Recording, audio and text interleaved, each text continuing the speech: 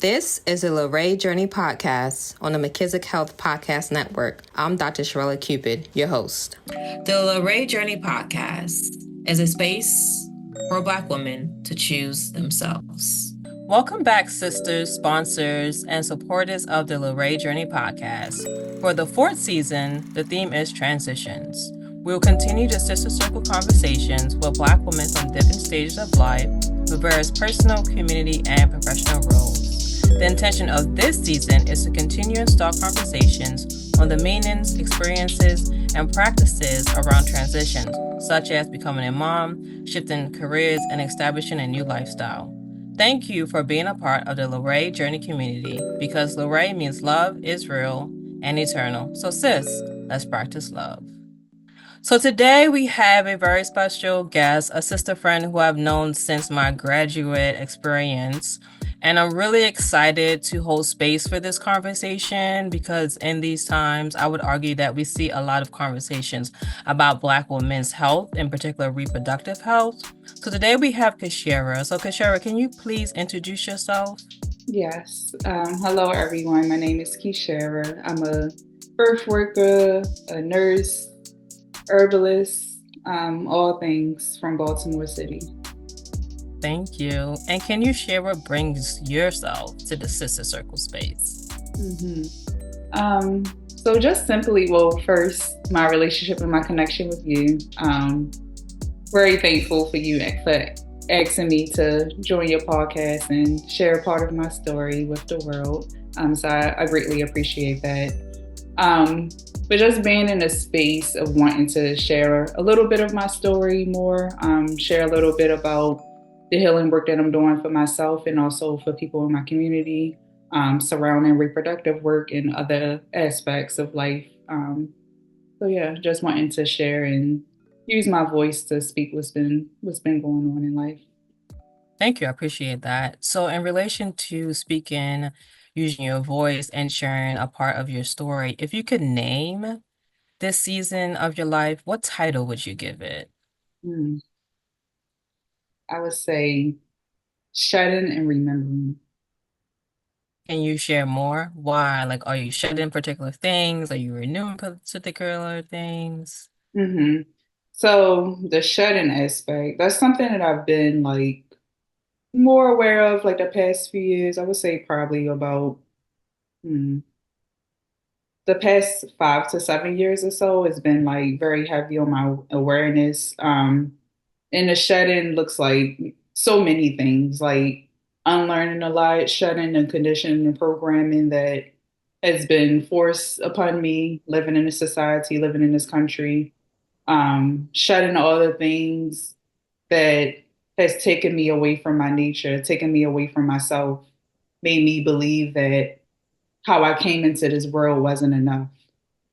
So shedding all of those things to get back to my true essence, get back to living out my purpose and destiny. And for the remembering part, sort of what I just said. There's so much about ourselves that we don't fully understand, don't know, don't remember.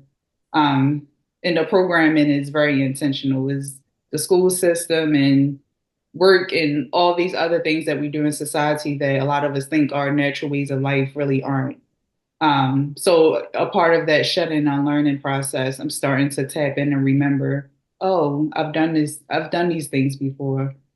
With birth work, with herbalism, connecting to farming, gardening. Like it just feels so familiar, even though consciously I don't really remember, always doing these certain things from past lives. Is like when I put my hands in the soil or when I'm making an herbal preparation for a woman that I'm supporting during her pregnancy or labor experience, something clicks in my head where it's like, okay, I've done this before. This feels familiar. Yeah. I love that. So returning to oneself, the essence of oneself in this season of renewing and unlearning. And within this season, how are you defining love? Mm. Oneness. Just as simple as that. that's something that it's still unfolding for me, in many ways, not just self-love, but also love for others. But hmm, I feel like there's no words that can really describe it. It's just the one is like it's a feeling, it's an energy, and when you feel it, you know it, and you just sit with it and go with the flow. What led you to become a birth doula? Hmm. Um, hmm. So honestly, I feel like I'm not one of those people where it's like, oh, I had this one moment that I remember where it's like, oh, I'm going to pursue birth work. Like honestly, several years ago, I never even knew what a doula was, never heard of the term. My connection to my connection and like fascination with like pregnancy and birth, I just always thought that it was just like a natural like feeling of curiosity, because I'm a woman and I always wanted to be a mother from since a young girl. I feel like nobody really like told me that's what you were supposed to do, at least not in my family, or like said like, oh, like, force that upon me. It's just something that like even before the age of 5, I remember I would tell my parents, when I grow up, I'm gonna have 10 kids. I don't want 10 kids. Well, I don't have a number. I'm open to however many kids are meant to be birthed through me. But just little things like that I always said I was very interested with like going online and watching birth videos. So I don't think there was like one particular moment that said like, oh, I'm going to pursue being a doula. But I would say probably like a little bit after my undergraduate time at UMBC, I came across the term doula, started looking more into it, and it seemed like something that could fulfill that path. I think at that time, I already knew that I wanted to eventually pursue midwifery. So when I found out what a doula was, I was like, okay, this could be like a first step to getting myself into the world of supporting people during pregnancy, birth, and postpartum. Um, and then I sort of officially started my journey as a doula in 2021. I took a all black doula training through Sumi's Touch. And then from there, just started supporting people in my local community. Thank you. And within that process of you becoming a doula, connecting to the season title that you had, like the renewing and unlearning, is there anything that, like, oh, this feels familiar, like I've done this before? Or Mhm. was there anything in particular that you would say you unlearned? Yeah, well, it was still throughout the process and still to the day. I feel like it's never going to be a point really where it's like, oh, I don't have anything to learn or improve on. Um, but like even so it was during in the middle of the pandemic, so everything was virtual, including like our online course. I don't really like to use the word training, but I mean, people understand what that means. So during the online training, um, and then just like, even though it was a virtual space, just like the connection and the conversation that I had with the other people who were going through that journey as well, it just like was a spark. It was like, okay, like this feels like community. This feels like, yeah, like this is what we're naturally supposed to do. Um, and even like aside from like the term doula or birth worker or whatever people want to call themselves, um, naturally, like in our natural environments, natural communities, like we wouldn't even necessarily need a person to come in who calls themselves a quote unquote doula, because all of the sisters around us, our mothers, our aunts, our grandmothers, our cousins will fulfill that role. But a lot of us are missing that. So that also like pushed me into pursuing this more. It's like, okay, I want to be for all the families who don't have that. A lot of people don't have support, or even if they do have family and friends around, they don't have an understanding to effectively support them during those processes and transitions in life. Um, so I wanted to serve that role for people as well. Thank you. So you have been a birth doula for the last 4 years, if I'm doing the math right? Yep, going on 4 years. Yep, and Going on 4 years. actually, more full spectrum. So I don't just do birth, but supporting through all aspects of the journey. So pregnancy, birth, postpartum, um, and also times of loss as well, if that comes up for anybody I'm supporting. So, in speaking of full spectrum, do you also help those who are trying to become pregnant? Is that included, or is it at the when they are pregnant? Is that when you step in? So that's definitely something that I want to dive deeper into, especially as I've been learning herbalism the past few years. I feel like all aspects of it are a part of it.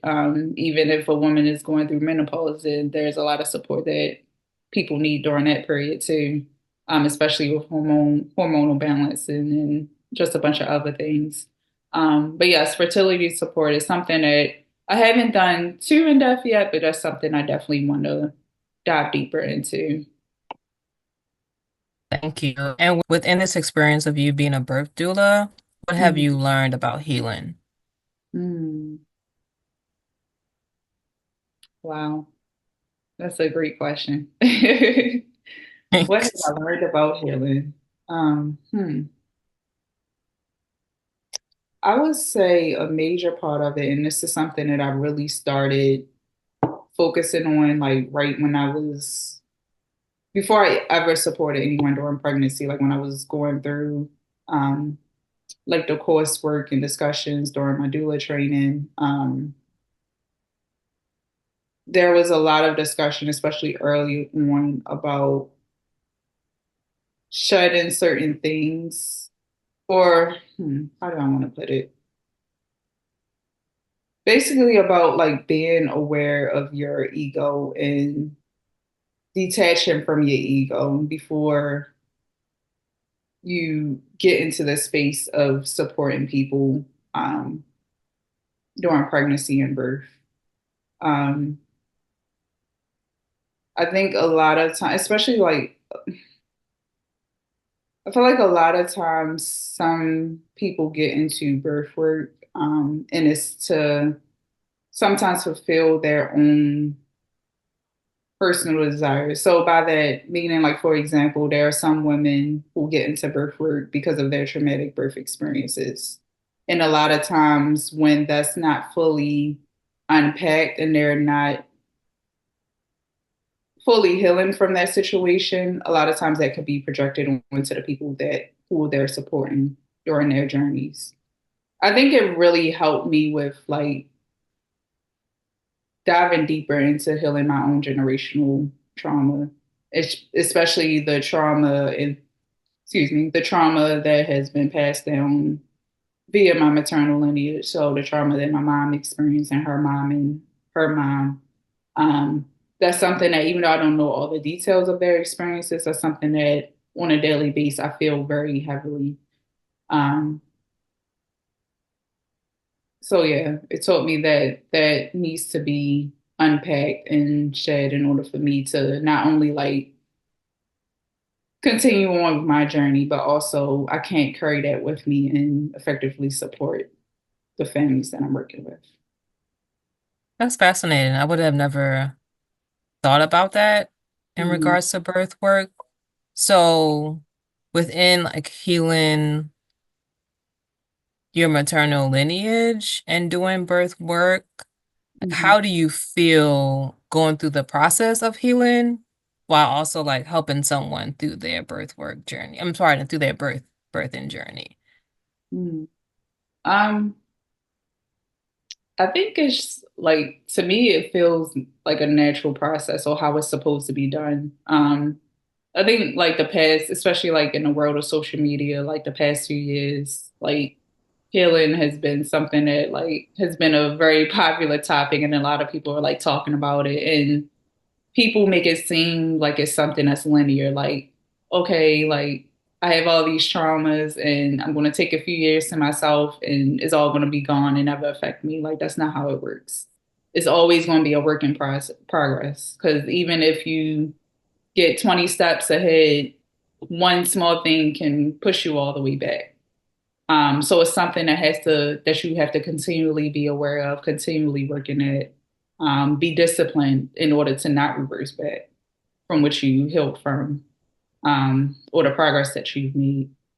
Um, And then also like with working supporting families during their birthing journey, um, it teaches me a lot about myself. It teaches me the things that I want to do, the things that I don't want to do, the things I like, the things I dislike. And also like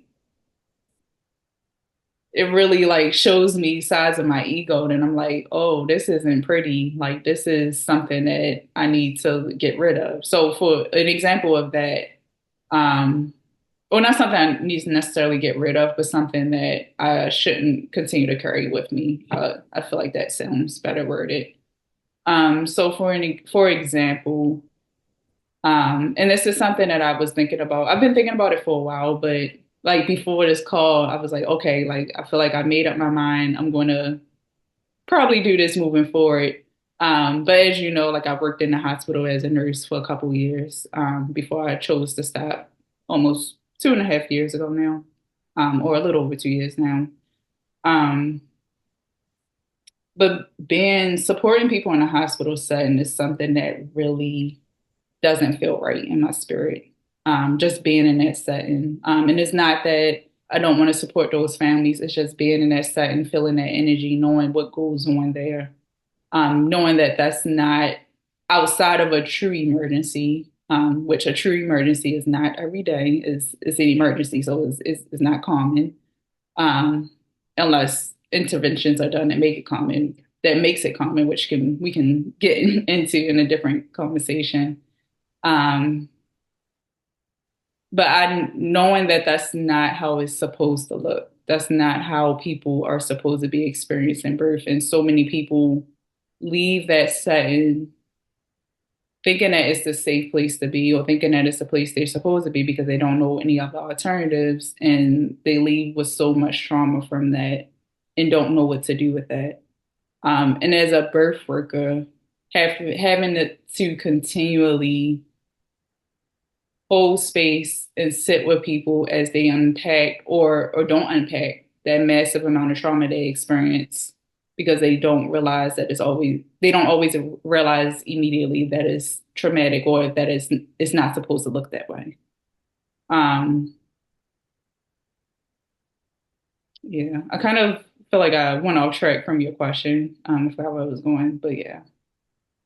No, I think you definitely answered it. Like, how does it help you through the process in regards to being aware of the need to heal?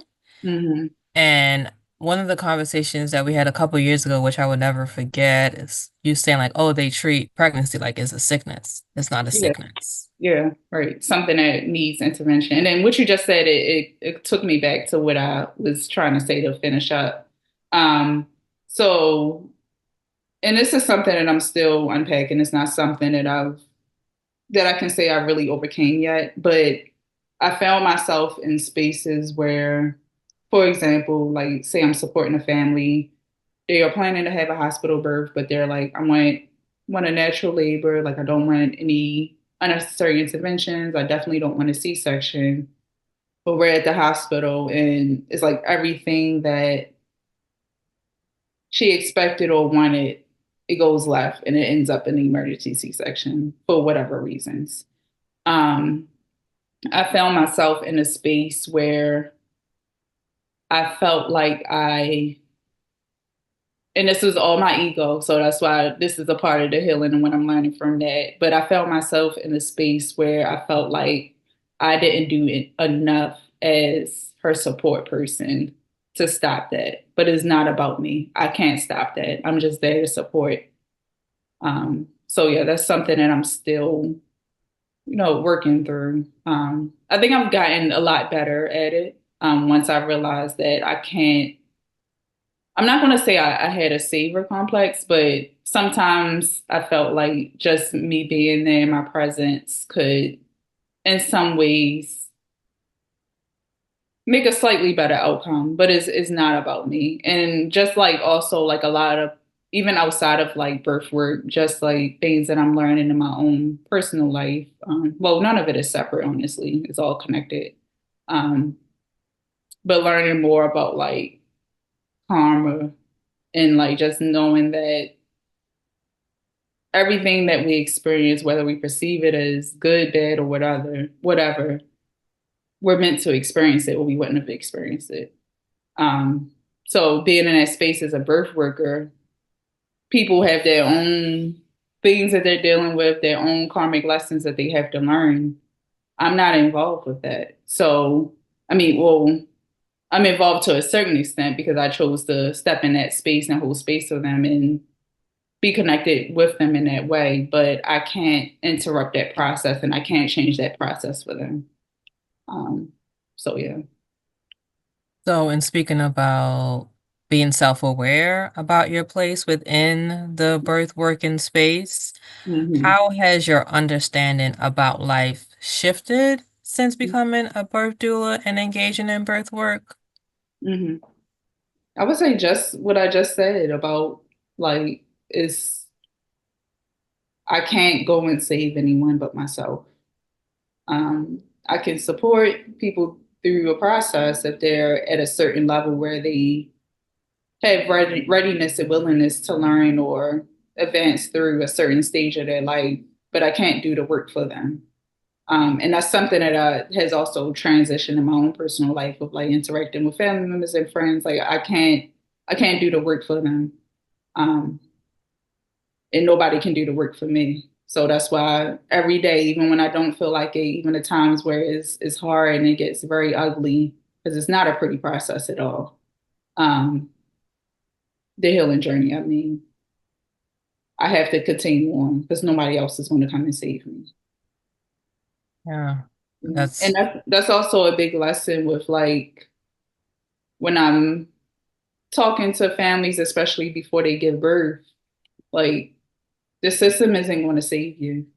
Not to say that you should go in there and be mistreated, but I mean, anybody can go and research to know or to learn how the system was built and what it was intended to do. It's doing exactly as it was intended to do. Um, so if the intention of the system was to harm you, kill you, take you away from your natural self, make you distrust yourself and think that you're not powerful and capable of anything, is going to continue to do that. It's not going to come and save you. So trying to empower families, especially moms, that you got to tap into your power. Like all these things that people are doing and telling you is to put fear into you so you don't trust your body, you don't trust your intuition, you think that you're not capable. So then you just allow anything to happen or allow people to have power over you. And it's not supposed to look that way. Mm. Thank you for sharing that. The need to relearn the fact that we have power in these spaces. Mm-hmm. Um, I think that's an important truth to uplift and thinking about anytime you enter into the hospital, to be honest. If there's a loved one that I am visiting or I have to be with a loved one in the hospital, I always go in with the mindset like I have to be an advocate. Mm-hmm. And it's a sad reality that I would argue that you always need an advocate in the hospital if you're a patient. No matter if you're going for pregnancy, a surgery, etc., don't go alone. Absolutely. And I'm also like realizing too, it's not just being in that setting either. Even when you look at home birth, there is a lot of medicalized midwives or um, just midwives who may not be aligned with, just because they are a home birth midwife doesn't mean that they're automatically going to be aligned with your beliefs and your preferences and your birth philosophy. So a lot of people in those spaces too find themselves having conflict with their care provider in those settings, even though that they think that is going to be completely different from a hospital, which it can be. But anytime that you are looking to another person for like any sense of like validity or allowing them to have or looking at them in any way as like authority figure over like an experience or over yourself in general, um, that's in a way giving some of your power to them. So even in that space, even though that's a big change from choosing an OB provider or a midwife who only practices in a hospital setting, um, obviously that's completely still a different experience from choosing a home birth midwife. But there's another step of that with women who are so sure of themselves and so confident and tapped into their power where they're like, I don't even need that. I'm just going to have my support people, my husband, my boyfriend, my mom, whoever they want in their space, to provide support. But they are fully tapped in where they're like, I can do this for myself. I don't need anyone else. If something goes wrong, or if there's an emergency, my body would tell me that, my intuition would tell me that, and I will, seek medical attention if needed. But outside of that, I'm not giving my power away to anyone else. Yeah. You brought up a terminology that I haven't heard before, your birth philosophy. Hmm. How would you advise folks who are in the process of becoming pregnant, finding Hmm. a birth doula, to establish their own part in birth philosophy so that way there is alignment? Hmm. I would say a large part of it is knowing yourself, what you like, what you don't like, what feels right to you. Like sitting with yourself, sitting in silence, and just figuring out what feels right to your body, what feels right to your spirit. Um, because there's so many projections, especially when people are pregnant. Like you tell somebody, "Oh, I'm going to have a home birth," and then automatically they just start talking about their own birth experience, or you can't do that. That's not safe. Whatever, whatever. Um, you gotta get to a point where you silence everything around you because that's not going to stop. People are always going to give their unsolicited advice or try to tell you their experiences. If you choose to share with them what your preferences are or what you want to pursue on your birth journey. But you got to get to a point where all of that is silence. Um, and you just tap in and know, okay, this feels right to me. My spirit is leading me this way. So that's what I'm going to follow. I'm not going to listen to anyone else. Mhm. Thank you. So, in regards to those who are interested in becoming a birth doula, pardon, the career of entering into a birth doula, what useful information did you receive when you entered into this career?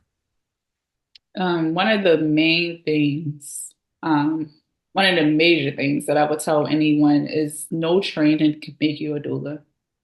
There's no class, no training, no person who can turn you into a doula. It is something, or a birth worker in general, because not just a doula, because not everybody labels themselves as a doula, and there's other areas of birth work. But it's something that literally you have to be led to, something that you have to be called to and choose to answer that call. No, nobody can create that for you. Because you can take 1,000,001 classes and trainings, but if it's not within you, then you're not going to be successful at it, at least Okay. not in the long run. So, I think it connects to your previous statement about creating your own birth philosophy, the importance of silencing and listening to yourself mhm, in regards to entering or accepting, like you said, this calling. mhm, So within the birth working space, what does sisterhood look like? mhm. So that's something that I thankfully have really found like the past like year or two. We're just getting out and meeting other birth workers in my local community. Right now, I'm a part of like a birth work doula collective called Mama Nanda. So it's been almost a year, offering like free or reduced cost childbirth education classes and doula support to moms who live in Baltimore City. Um, and for a very long time, like obviously like being on YouTube, being on social media, I was come across a lot of different birth workers. Some of them did live in like Maryland, DC area, but a lot of them didn't. But I found myself for a couple of years like really searching, for a community of other birth workers. And within the past 2 years, I've like really started to find it and build that community. So that's something that I'm forever grateful for. And excited to see like where it goes in the long run. Because birth work is community work. It's not something that you can do in isolation. And people will quickly find if you try to do it in isolation, it's not going to be sustainable. You're just going to get burnt out and stressed out. Um, so yeah. So within you uplifting that birth work is community work, Mhm. how do you balance this calling as a birth worker and not get burnt out? Like, what does that look like for you? For one, I don't overload myself at all. More recently, and this is something that started doing through Mama Nanda, and it's something that I want to continue even in my own practice outside of working with that collective. Having a partner, whether it's one person or multiple people, where all the clients that you're supporting, all of you are, even though there may be somebody who's the primary doula, just always having at least one other person who is like my backup or can jump in if I'm not able to. And also like it's important to have someone else who is in that walk of life who you can debrief births with or different experiences that come up that you experience with the families that you're supporting because is very heavy work. It's definitely very very beautiful, but it's also very heavy work spiritually, physically, emotionally. Um, and a lot of times, if our family and friends who aren't in birth work, they may listen and understand some things, but they're not going to fully understand unless that's something they experience. Um, so yeah, that's something that I've been gaining as well through my fellow birthwork sisters. Yeah. Thank you. So you uplifted that for you being a birth worker, you believe that it's a calling. So Mhm. this question may not flow, or you can re-question it as you see fit. If someone was to transition into this career from a non-traditional route, what are two suggestions that you would offer? Mhm. Um, I would say I'm still kind of like, I feel like this does apply to me because I'm still in the process. I do see myself soon becoming like birth work or other aspects of healing work, being able to like be sustainable enough in that where I don't have to go and work a job in the system or, work under anyone else to financially support myself. Um, I would say patience is a big thing that I'm learning with that. So back in like October of 2022, I quit my hospital job as a nurse, and I knew I was never going to return to working in the hospital ever again or doing any type of clinical based work in that, like in that system as a nurse. Um, and I sat at home for 6 months. I worked a lot on brainstorming my birthwork business. And just doing certain things, resting, taking time for myself. Um, but I think initially I had the thought that, okay, I'm going to quit my job, and in a few months I'm going to have all these birthright clients, and I'm never going to have to work a job again, and just going to go from there. Um, but I would say for me that well, for one, I don't feel like I was aligned enough to have that. Like some people can have that experience where they quit their 9 to 5 and just go with the flow and never have to work a job again. For me, I knew that that could have been a reality, but that would have easily led to burnout. I feel like I just would have been accepting any clients that came my way just to essentially pay the bills. Um, and I think I knew very early on that I realized very early on that I'm not everyone's doula and everyone isn't my client. Just because someone is pregnant and they are seeking services or they come my way doesn't mean that I'm aligned to support them. Um, every single person that I work with, for the most part, well, not for the most part, I would say every single person I have come across who I've supported, even if I wasn't at that birth, even if I just supported them prenatally or postpartum during that postpartum period, it has been it has been a strong connection between us. Um, and a lot of times it wasn't until after me supporting them where I fully realized, okay, this is why I was meant to come across cross paths with this person. Like this was destined. Even down to some people me having dreams and then them contacting me and saying, I want you to support me during my pregnancy. Um, so still rethinking that for myself. I think sometimes it's hard for me to call it a business or interact with it as a business because it's such like deep spiritual work that it's like it just doesn't always feel natural to have that exchange. So I'm still unpacking that. But I would say to someone who is pursuing birth work, pursuing becoming a doula, definitely taking your time with figuring out how it's going to look for you and how it's going to make sense for you in your life.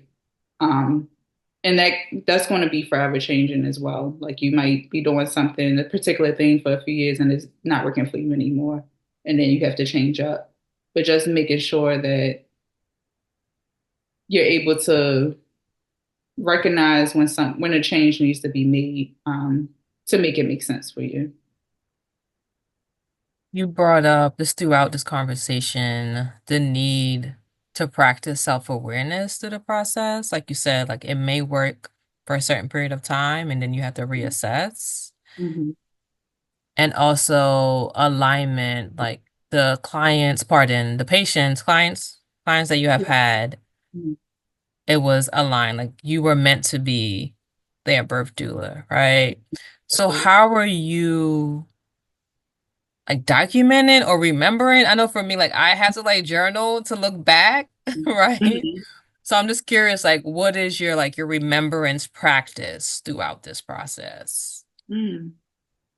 I don't think I think that's something that I should adapt. I don't really have much of one other than like from just thinking about it. I don't journal as frequently. But yeah, I'm glad you brought up that question because that's something I can think more about how I want to document it for my own self to like unpack certain things.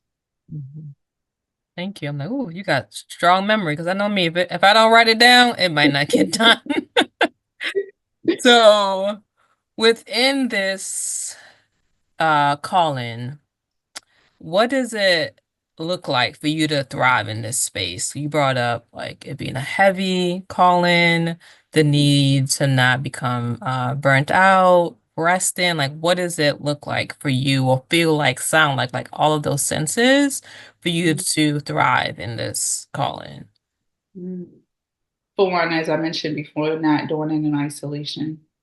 Um, having those sisters I can call on that we're doing it together, or even if I needed to take a break for however amount of time, I can refer other people to them. Um, what does it feel like? It feels like still being able to rest, not feeling super heavy for several days or weeks or months after a particular birth because of what I witnessed someone experience. Um, and if those situations do come up, because they will, um, having healthy ways for myself to release that. Yeah, thank you. You also mentioned that you help folks through with loss, Hmm. which when thinking about childbirth and Black women mortality rates, preeclampsia, Black women being ignored, like what does that look like for you? Is it helping Black women realize Like the loss of an idea, like this is what birth should look like, for example. Like what does loss, helping folks to manage the concept of loss look like in this space? Mm, mm. That's something that's still unfolding as well. I personally have not yet had any clients who, while I was actively working with them, experienced loss through a miscarriage or abortion or a stillbirth, or the death of their infant. Um, but that's something is going to happen if you're in birth work for the long run, even if you're not a birth worker, even just for your own personal reproductive years or the women around you, that's something that even if you don't directly experience it for yourself, that's something that you're going to witness someone else around you experience. Um, it's a natural part of the cycle. And I know this is a tough conversation, but not every pregnancy is going to result in a live, healthy baby. Every baby that's born is not going to live to grow old. Um, so hmm, yeah, I feel like that's hard for a lot of people to talk about, especially in this society, because talking about death is such a taboo for many people.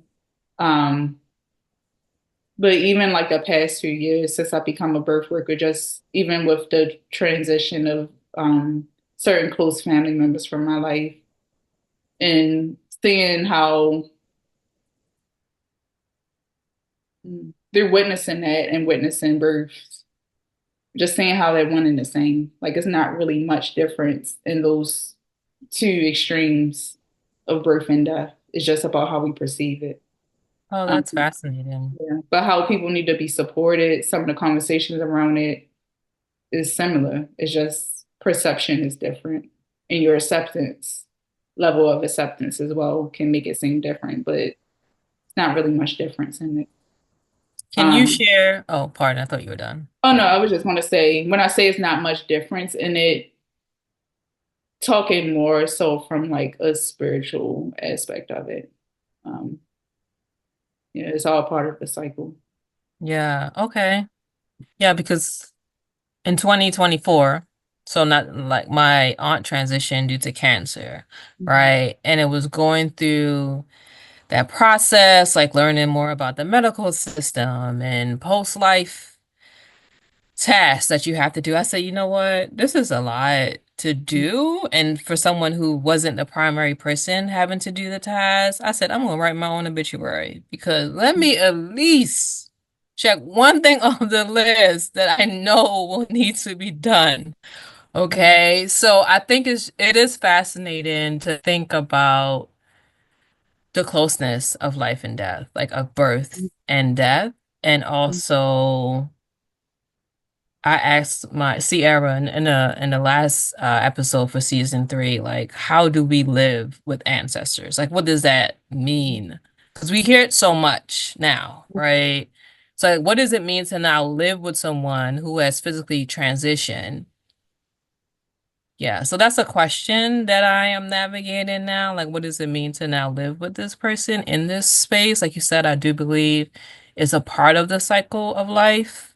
So you saying that it's one and the same to me, I was like, oh, that's really fascinating. I'm gonna have to sit with that more because I've never experienced birth, given birth, pardon, and I've never been in a room when someone was giving birth as well. So I don't have that experience to say, oh, wow, it looks like this, or it may look like this, or it looks like this for her, right? Like I don't have that experience, but I do have the experiences of losing folks in death, right? So, yeah, thank you. So within your primary roles, can you share what your primary roles are? I know you talked about being a birth worker, a doula. What would you consider to be your primary roles? And within that, what is a reminder to yourself to circle back to feel grounded? For primary roles, you're meaning like specifically like what I do day to day with supporting people or Primary roles such as would you consider yourself a sister? Mm. Got it. Okay.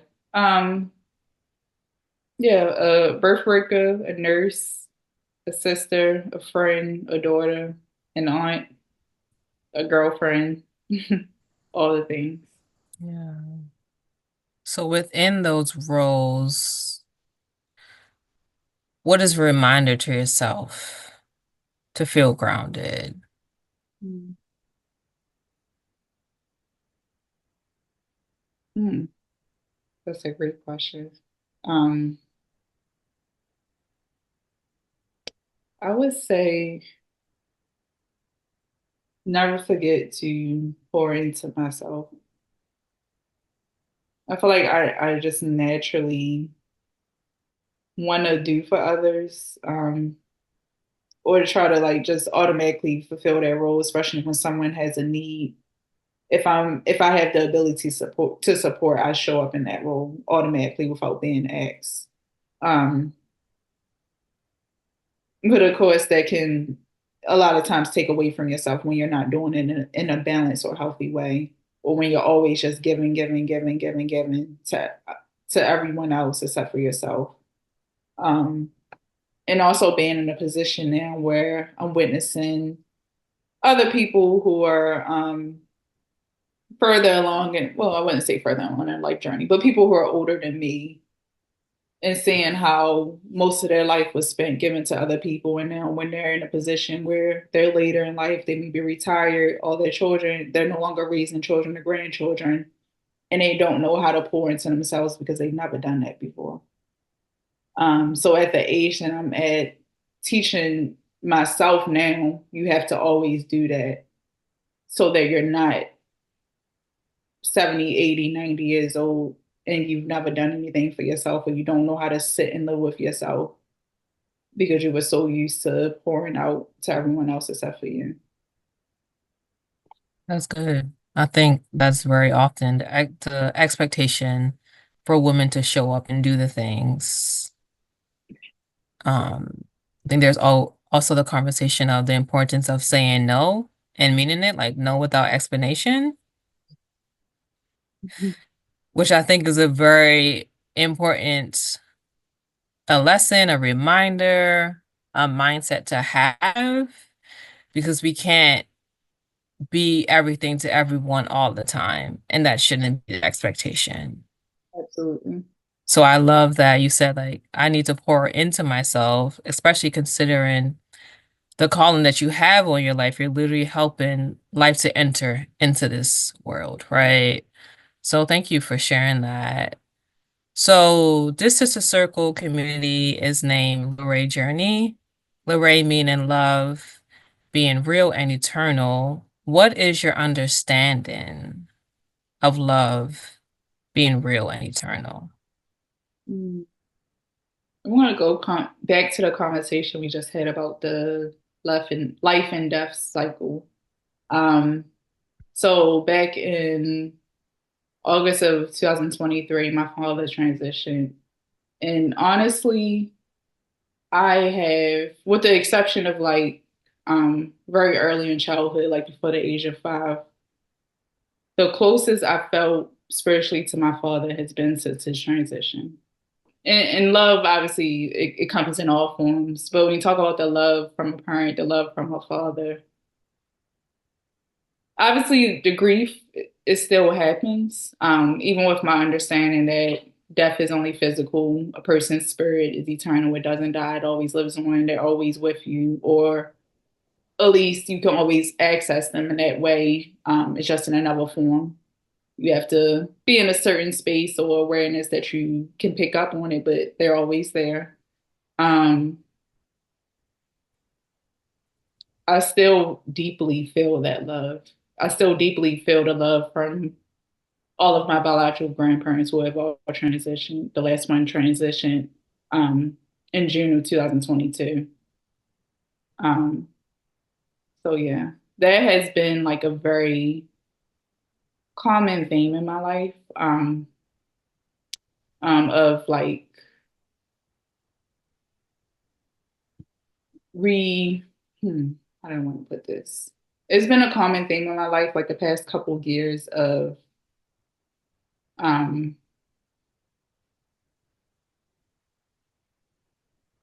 redefining what death is for myself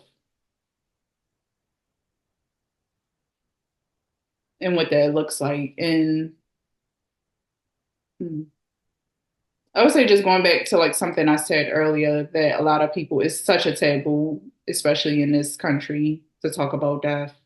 People don't have lost their understanding of what it is, and it's a lot of fear based. Um, that's why it's so taboo to talk about. Um, but just learning, and I'm not all the way there. It's still a process, but learning that it's nothing to be feared because you're not dying. It's just you're in another form, and you're going to the next journey in your experience. Um, so being in a space where I'm still in this physical body, I'm still in this physical world, and having people who are close to me on this earth who are no longer in the physical body, but still like on a daily, can feel their presence, can hear messages from them. Um, yeah, that has been something that is very comforting. And I'm like, okay, like this, it doesn't end. It doesn't end where they want us to believe it ends at. It's something way more greater. Um, that's beyond this physical realm. Um, so yeah, that's what my understanding at this moment of how love is eternal. Still feeling the presence of my people who have transitioned. Thank you. I really appreciate you sharing that. I don't know if you've read Hook's All About Love, but she ends the book talking about death and the fact that we shouldn't fear death, but if we embrace it, that it helps us to live a more loving life. So I really appreciate you saying that it's a comfort knowing that they are still with me. I That's think so. that's such a beautiful articulation of the question of how do I live with this person now that they are an ancestor. Mhm. So I really thank you. Thank you for sharing that. So where can folks find you?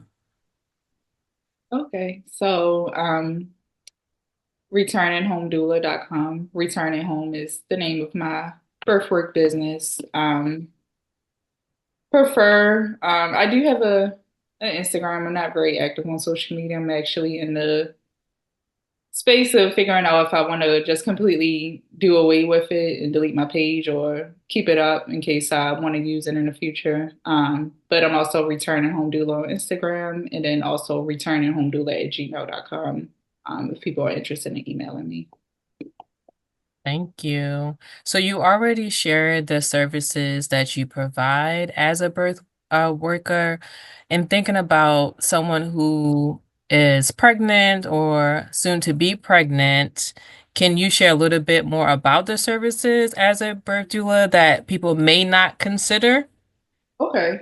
I would say, especially during prenatal period, education is a big piece that's offered. And it's there's a lot of things that people may not realize that they don't understand about birth until they are pregnant or going through that experience themselves. It is just so much to learn, so much to unpack to prepare for that experience. So that's something that is offered. Also, like in addition to education during prenatal period, I think I mentioned this a little bit earlier, but just being in the role of encouraging and empowering them as a person, a part of their birth team. Because there's a lot of doubt or fear that can come up during that process for various reasons. So just always reassuring them throughout the process of their power and that they're capable um, of continuing on their journey and birthing their baby in the way that they choose to birth them. Um, and then the birth support, obviously, in-person support, or virtual, like phone calls, virtual support up until when I need to come for you in person or when you're ready to come for me in person while you're in labor, because labor, there's no time frame when it can vary between each woman and each pregnancy. Um,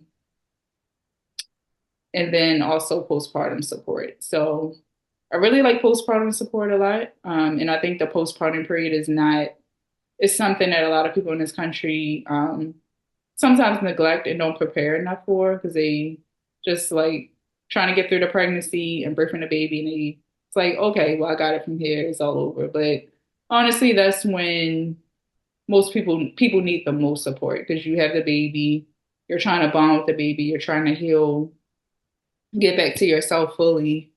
And then you still have all these other daily tasks. You may have other children that you have to take care in the home household tasks. Some people are returning to work.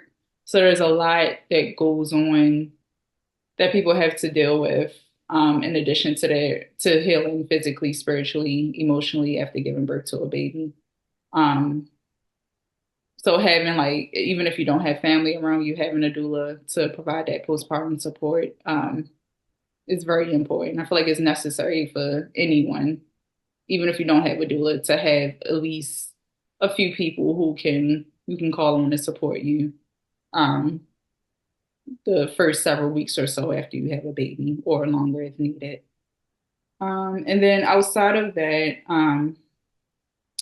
just doing, even this is something that even outside of like business structure, I've done for like friends and other women I know, just maternal health consulting. So doesn't have to be topics related specifically to pregnancy, but sometimes people may have questions or need assistance with how to holistically heal from fibroids, PCOS, things like that. So that's another way that I support women too, even if they're not specifically on their pregnancy journey.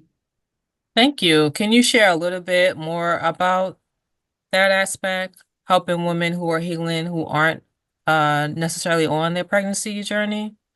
Mm-hmm.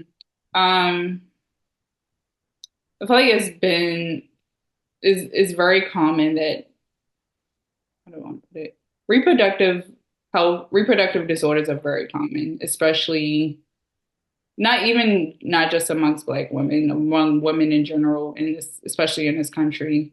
Um, and it's tied to so many things that we intake on a daily basis. So not only do you have the trauma um, aspect of it, so our womb space is a space we're naturally receiving beings, people who have wombs.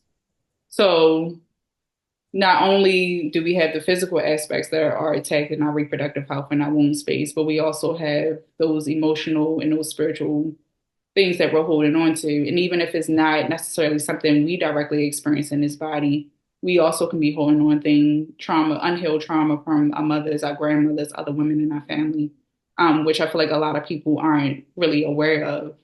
Um, so that's one aspect of it. But also literally everything that we intake in this country, and it's by design, the food, the hair products, the quote unquote skincare products, the water, chemicals in the air,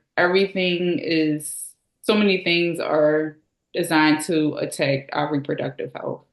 Um, and we can get into this conversation later, one on one, but there are many, I know we don't really have much time here, but there are reasons why that occurs.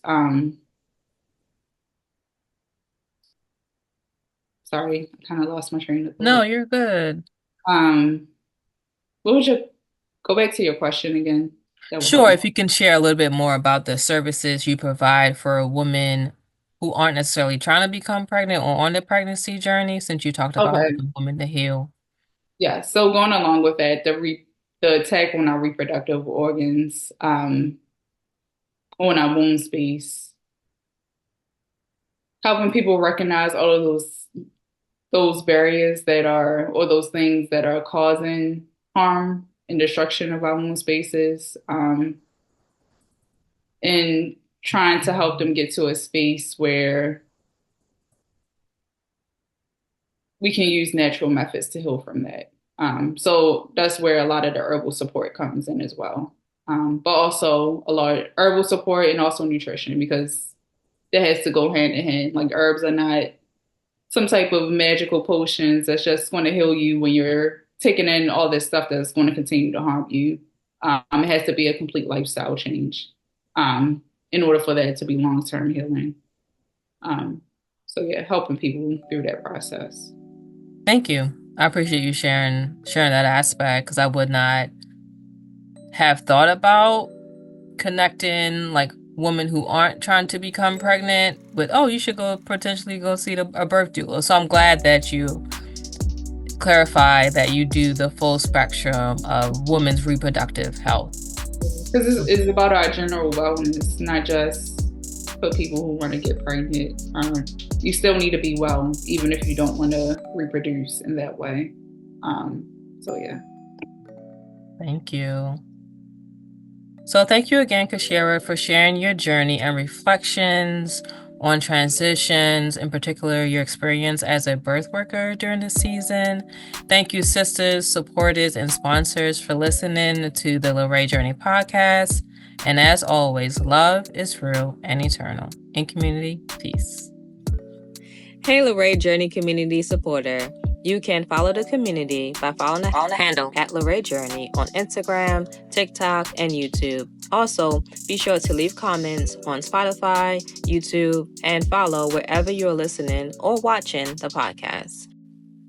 For those who are part of the book club or love to discuss books and movies, you can follow me at Sherella Cupid on the Fable app. Lastly, you can go to podcast.mckizikhealth.com to sign up for the newsletter. There, you'll receive updates such as new episode drops, events, and so much more. Again, go to podcast.mckizikhealth.com. And as always, love is real and eternal. In community, peace.